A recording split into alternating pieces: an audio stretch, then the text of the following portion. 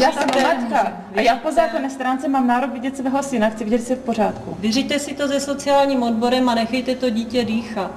Já to dítě nechávám dýchat. No tak ho nechejte na pokoji, co pak ty děcka si nemůžou hrát spolu.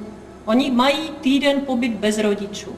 Já jsem matka. Problémy, pro které ně, máte, všichni ostatní jsou cizí, včetně vás. Problém, který Všichni máte doma, ostatní pro mé dítě jsou cizí. Já jsem jeho matka. Paní Pekařová, my za to dítě teď odpovídáme. Já vám to klidně podepíšu, že za to dítě budu odpovídat po dobu půl hodiny, budu sedět pod vaším dozorem. Nám to dítě předal pan Pekař a my ho panu Pekařovi vrátíme. Já vám neříkám, že ho nemáte vrátit.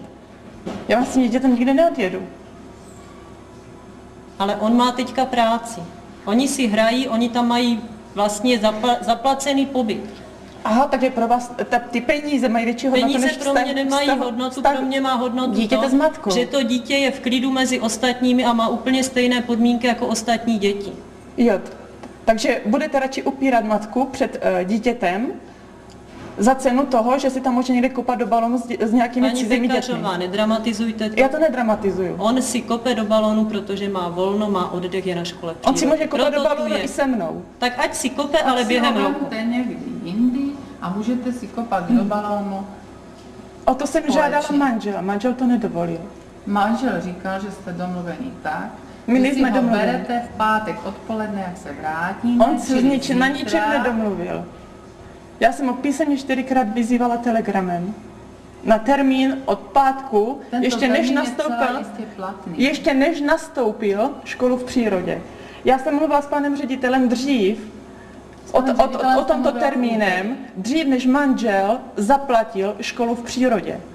Ta škola v přírodě byla zaplacena až potom, protože Pekař mi poslal... Ale zajištěná byla už od září. Ale nebyla zaplacena. Pekař mi poslal SMS-ku, že to není ještě zaplacené. Závazné přihlášky jsme dělali v říjnu.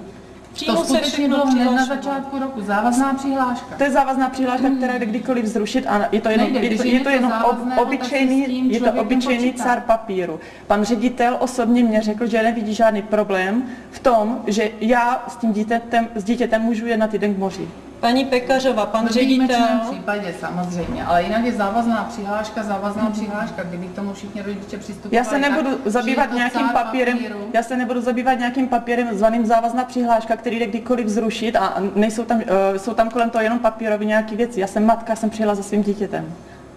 Proč můžu vědět, proč jste si vybrala zrovna tento termín, když celý rok má 52 týdnů a vy si můžete vybrat kterýkoliv jiný? Vy to dobře víte, protože syn Petr mě sdělil, že nechce jet do té školy v přírodě. Prosil mě, abych něco udělala.